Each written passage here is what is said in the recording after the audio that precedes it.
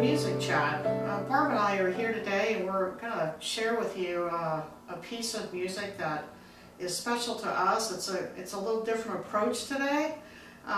We are, for the first time in our chats, going to talk about a piece that was written specifically for the choral arts. And it's a piece by Randall Thompson, who wrote it and wrote the music for a text that Robert Frost gives us called Choose Something Like a Star. And Barbara's had the idea to do this, and I'm going to let her tell you why we came up with this. Yeah, this piece is dear to my heart, and it is very different because it is entirely a choral piece. And both of these people who are involved in this piece are Americans. We do not have to trace it back hundreds of years. It was written in the 20th century. It was written specifically for an event. So it's very different. But the reason that I thought of it is after the inauguration and listening to Amanda Gorman and her wonderful poetry, I thought back on Robert Frost because he was the poet who spoke at JFK's, President Kennedy's inauguration back in 1961. And I remember that kind of, sort of. I think I did, either that or I remember it from being replayed. Mm-hmm. But I certainly fell in love with Robert Frost, as so many of us have, because he is really considered one of the most famous American poets, I believe. And he, in his very colloquial, common language, writes poetry that brings out so many hidden, deep, wonderful meanings. So he really has become dear to our hearts. He's really identified with New England because that's where he spent most of his life. But he actually was born in San Francisco, but his father died early in his life. His mother moved them to Lawrence, Massachusetts, because that's where his grandfather lived. And that's where he spent the rest of his life, in New England. He attended Dartmouth, he attended Harvard, he got married, he had children there, and he was really trying to just make a living doing whatever he could while he was writing his poetry. And pretty soon after the turn of the century, because he was born in 1874, mm-hmm. Right. And pretty soon after the turn of the century, he realized he didn't think he was going to be able to get his poetry published in the United States. So he took his family, he sold the farm, took his family to England, and he felt like he would have a better opportunity to do that there. And he did. Very shortly after he arrived, 2 of his volumes were published, and one of them was highly critically acclaimed by Ezra Pound, and so suddenly he was becoming known. And by the time World War I rolled around, it was time to go back to the United States, and he already had 2 published volumes. Now he has a resume. Endorsed by Ezra Pound and others from London who knew him. Exactly. Right. So his strategy paid off, definitely. Absolutely. And of course, one of the poems that Ezra Pound critiqued was The Road Not Taken, which I think many of us know.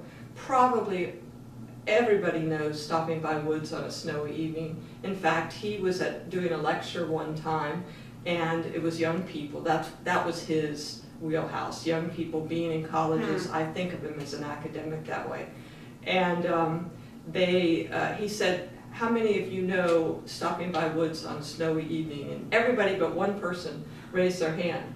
And he goes, and you don't know that? And somebody said, why don't you recite it? He said, no, most everybody knows it. I don't need to recite it. Well, I think I know maybe 3 poems. Yeah. And that's one of them. You know, not by heart anymore or anything, but it was The Road Not Taken and Stopping by Woods were both high school studied poems. Absolutely. And you know, those are they're so Americana to us. Mm-hmm. And these 2 men, Frost and Randall Thompson, they knew each other. They were from the same area. Mm-hmm. Randall Thompson was a little bit younger. We'll talk about him later. But they come together at the end of the chat that we'll share with you and give us this stunning piece of music. Absolutely. Which starts with Robert Frost It writing starts with Robert Frost. Yeah. And so I'm going to ask Barbara if she will just share with you the poem, Choose Something Like a Star, which we suspect maybe a few of you may be familiar with, but likely this may be one that you're not as familiar with. Yes, and I just thought of it because of our times, and I realized that he probably wrote it in the 40s, 30s, early 20th century, and how many times we've needed poems like this. So anyway, I want to share it with you, and it has many interpretations. However, that's the beauty of poetry, that's well written. It can mean many different things to you, and that's the point. So, you know, this star can be whatever you want it to be. Sometimes it's just a conversation that somebody has with a star, but of course I take a deeper meaning, and that's why it's so dear to me. But here it is. O star, the fairest one in sight, we grant your loftiness the right to some obscurity of cloud. It will not do to say of night, since dark is what brings out your light. Some mystery becomes the proud, but to be wholly taciturn in your reserve is not allowed. Say something to us we can learn by heart, and when alone repeat. Say something. And it says, I burn. But say with what degree of heat. Talk Fahrenheit, talk centigrade. Use language we can comprehend. Tell us what elements you blend. It gives us strangely little aid, but does tell something in the end. And steadfast as Keats' eremite, not even stooping from its sphere, it asks a little of us here. It asks of us a certain height. So when at times the mob is swayed to carry praise or blame too far, this is the part that always gets to me because we know what's happening in our world right now. We may choose something like a star to stay our minds and be stayed. Very nice. Very good poem. Indeed. So, here we go. The fairest one in sight. We grant your loftiness. I love that, you know. It's like, yes, you are grand up there. And we understand that you think you're the best thing in the world. And you can't say that you can hide behind a cloud, although, you know, the night is what brings out your light.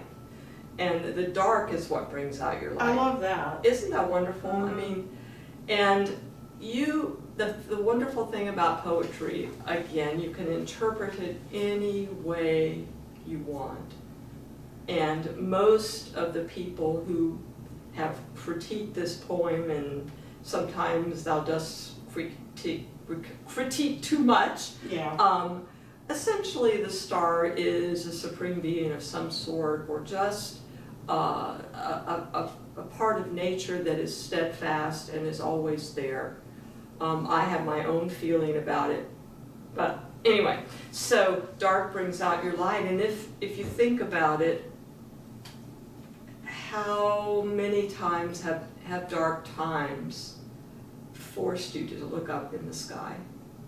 Well, and also the darkest times in our lives do have a way, when you get to the other side of the darkness and you emerge from it back into the light, there's something uniquely special about that. Yeah. And you don't appreciate it until you've been in that darkness. That's right. Some mystery becomes the proud. I love that. It's like, you know, if you're really a fabulous thing and you just don't want everybody to know everything about you, sometimes, you know, it's becoming. But to be wholly taciturn in your reserve is not allowed. In other words, you can't just sit up there forever and just be beautiful. Say something we can learn by heart, and when alone repeat. I mean, do something for us. Tell us what we need to know so that we can feel better. And of course, then it goes in more emphatically, say something. Yeah. Well, you know, you look at a star, you look at the heavens, they don't talk back. It's what you bring to them that makes the difference. And it says, I burn. Pretty much, I'm here for you. I burn. But then the person having this conversation says, but say with what degree of heat? I need science. I need science. Talk Fahrenheit. Talk centigrade. Use language we can comprehend. Tell us what elements you blend.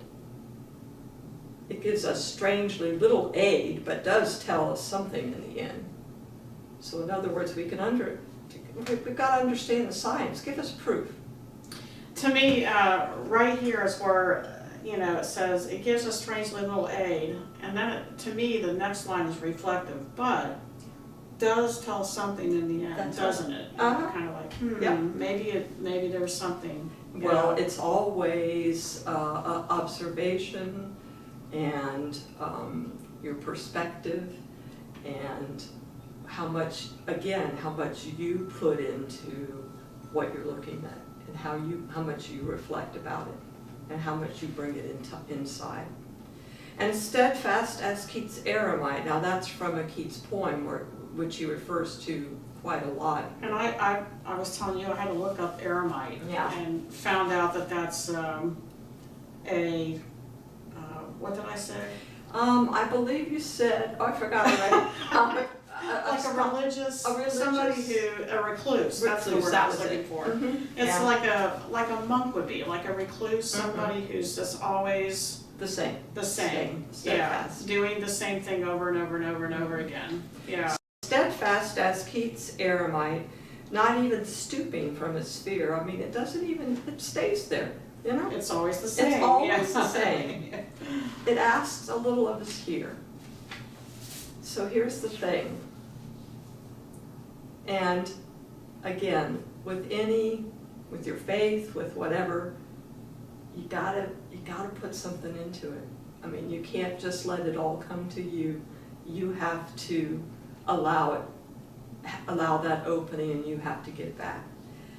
It asks of us a certain height. Think deeper. Do more with what is there. So when at times the mob is swayed to carry praise or blame too far, well, we've seen that a little bit. I think that's one of the things that actually made me want to go back to this poem. And this poem was written in the 50s, I would say, maybe the 40s. And we've talked so many times about how often we have these kinds of conflicts and turmoils in our society. Always, from Bible times on. Mm-hmm. I mean, it's human nature, I suppose. But to carry praise or blame too far, we may choose something like a star to stay our minds on and be stayed. And so, it's a gift. Absolutely a gift. So, along comes the bicentennial of the city of Amherst. Mm-hmm. And they decide, they have associated with, they felt like they had an association with Robert Frost. Yes, you taught there. And so they decided they wanted to have a celebration, and it was decided that they would have the poem, like something with Robert Frost, and so then Randall Thompson is having his life. He's a little bit younger. We were talking about he's 25 years junior to Robert Frost, but they know each other. Mm-hmm. They've met each other.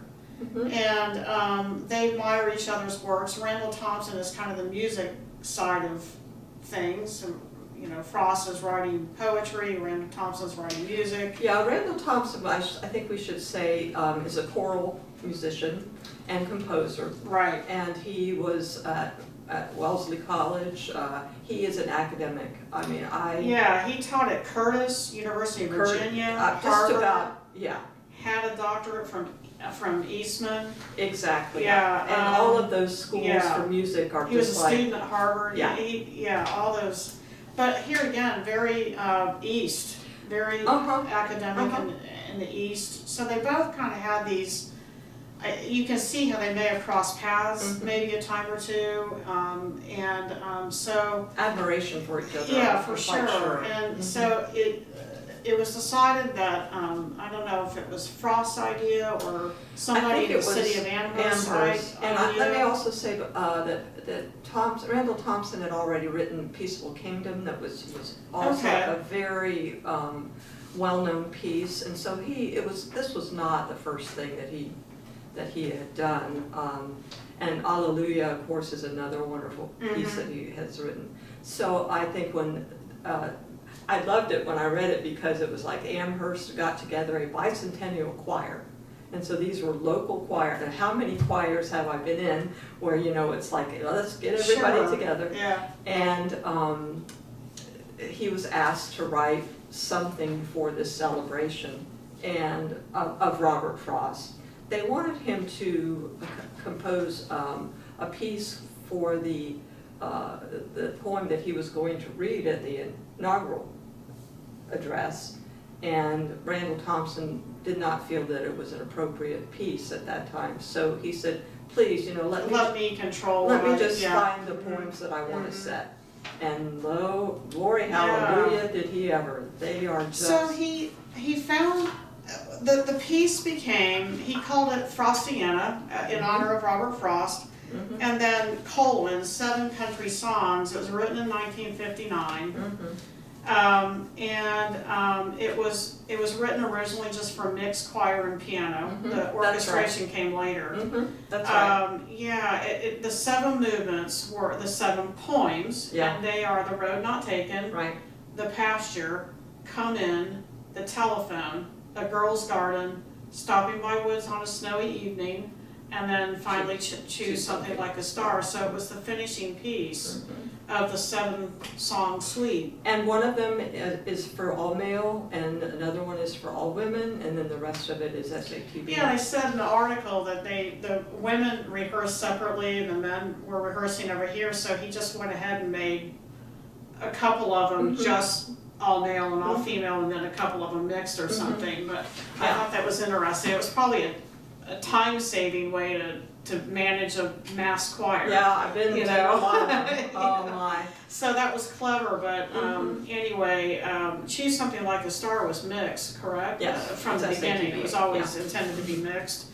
So, Barbara read the poem, and we don't have a way of singing and playing this with any kind of integrity, just Barbara and I. So we need a choir. I would like a choir. I mean, we have to do this by giving you some links. So we're going to give you 2 links, and one of them has the words to the poem, and that I was searching for a recording that did have the words on there, because if you don't know the poem, it's sometimes hard to understand every word that the choir says. So there's a lady who, her name is Julie Gulke.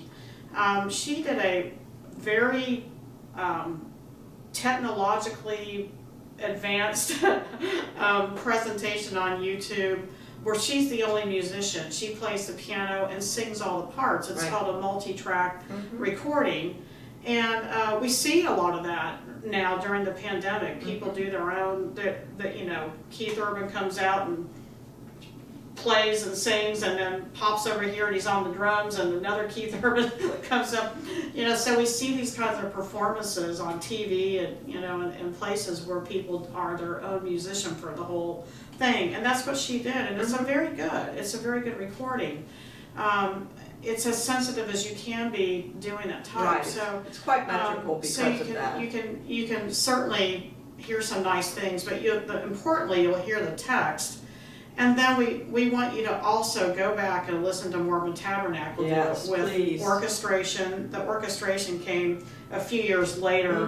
Randall Thompson went back and orchestrated it. And so now it's done, you know, with a full choir when the Mormon Tabernacle does it. So you won't have the words up there, so hopefully you can make them out from having Barbara read it, and you see them from Julie playing it. But some things to look for. We're going to show you one. Yeah, just one, because we're only two people. Yeah, and then we'll tell you a couple other things to look for, and then just go have fun listening to it and analyzing it on your own. But one of the first things that Randall Thompson did when he set it to music was, it's about a star. So he takes the piano introduction, which is just 3.5 measures long, and you're going to just hear the line rising up the piano. And you'll hear this, and the idea of constancy with the star. Here's this.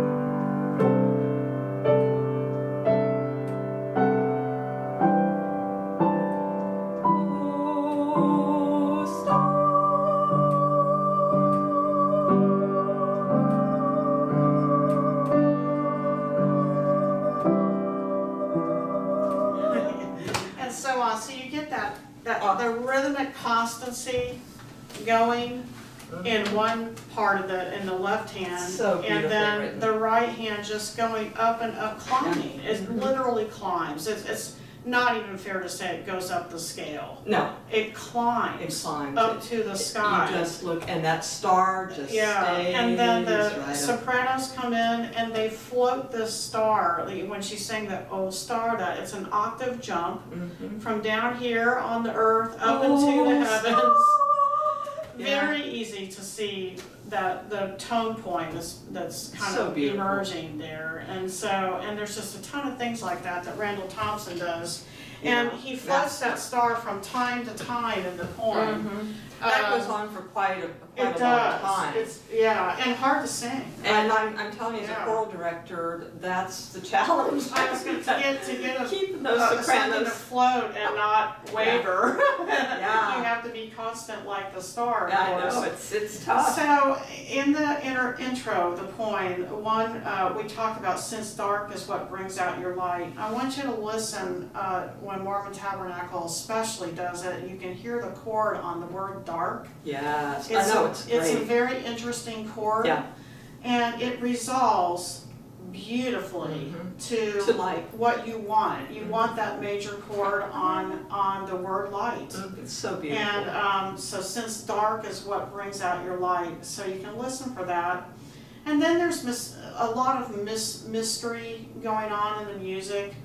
And then we get to the declamatory part, the "say something." Say something. Yeah, the first time, and it's forte. Yeah. Like when you declaim, you're not going to say something. No. You know, say something. That's right.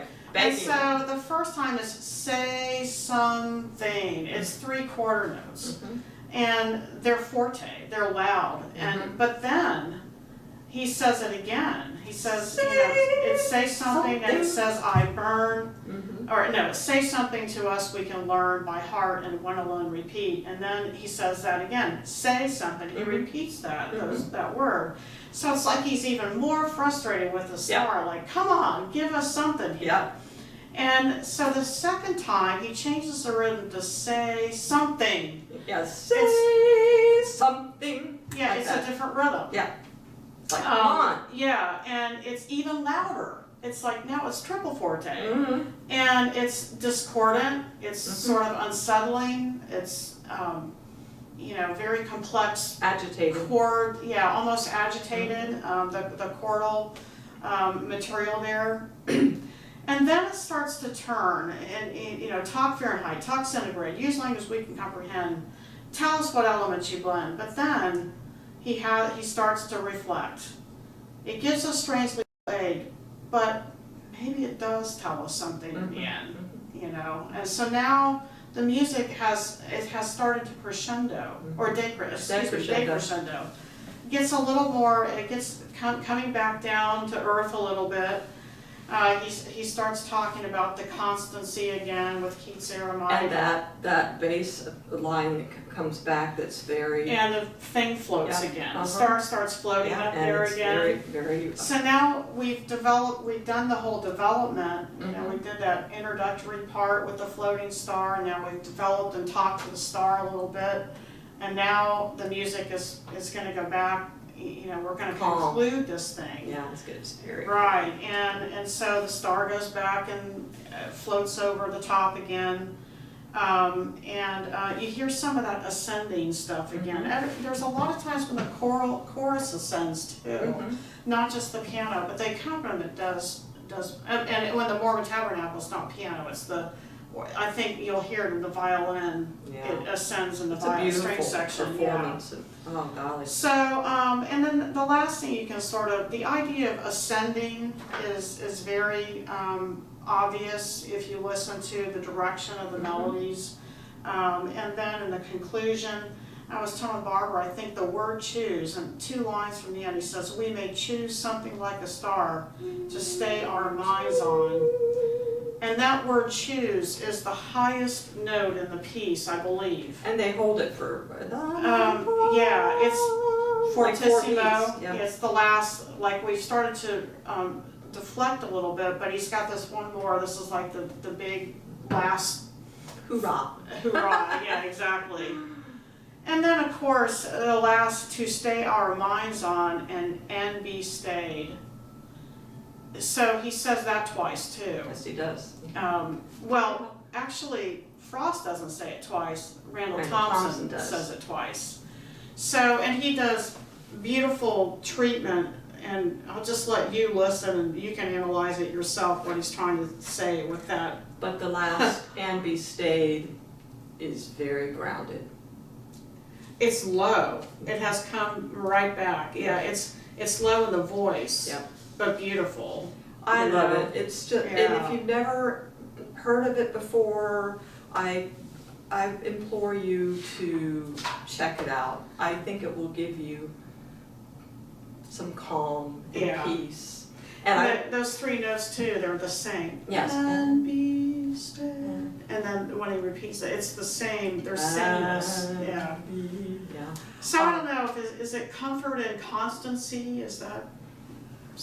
Well, as you know, I look at it as my faith, and yeah, you know, you have to you can't just let it come to you. You have to work at it, and you have to allow it to be part of you and to keep you stayed. I think sometimes too that it's you know, wherever. It's like a little trick in your back pocket when you, if you go someplace, like maybe you move to a new place and you're homesick, or, you know, or maybe you're fighting an illness, or, you know, all the things that happen to people in their lives, you know, it's like I know for me, when I moved away from home after college and I took my first job, and it was my first time truly being away from my parents, and you know, I was only on the east coast of Florida, but I might as well have been in France. Right. You know, and, you know, I remember how important going to church was for me, because I was raised a Lutheran, and I would go to church on Sunday to hear the liturgy. Yes. Because it was familiar. It's a constant. It was a constant. I agree with and that. This poem sort of reminds me of that experience of just, you know, I just felt like I went to church, I was without fail in church on Sunday, and I would visit all the different Lutheran churches, because the one over here used the old setting, and I thought that sounded so good to me, and this one over here was using the new LBW at the time, you know, newer LBW, and, you know, I like that, and so I couldn't get enough of just hearing home. That was home to me. Right. You know, that sense of that liturgy always brought me closer to God and reminded me of where I was from and who I am and whose I am. Yeah. And so I think too, something like a star, that's what it's does to me, yes. It's my liturgy. Yeah, it speaks to me that way, and it keeps us grounded. Most definitely, a star keeps us grounded. or God does. And I have to share this last little bit about the first performance of this, and then we will go because I know we talked a lot. But at Amherst with this bicentennial choir, and Randall Thompson was conducting the piano and the Frostiana, and Robert Frost was in the audience, of course. Really? And at the end, he stood up and he said, "Play that again!" He loved it so much, he wanted to hear it again. And I'm not at all surprised. He did it in all earnest, not to be rowdy or anything. And after that, he declared that he didn't want anyone else besides Randall Thompson to set his poems to music. Yeah, well, all you have to do is listen to this piece now, and you will agree with that. I hope you will. Yeah, and again, we know you probably didn't know Choose like something like a star. Likely, if you do happen to know it, it's a treat to come back to it. But if it's new for you, just enjoy looking at something through Barb and my eyes a little bit here, and thanks for letting us indulge and talk about it. And as always, Mormon Tabernacle, you can't lose when they sing. Yeah, And so beautiful. Enjoy this beautiful recording that they made. And we'll see you next time on Music Chat. Bye.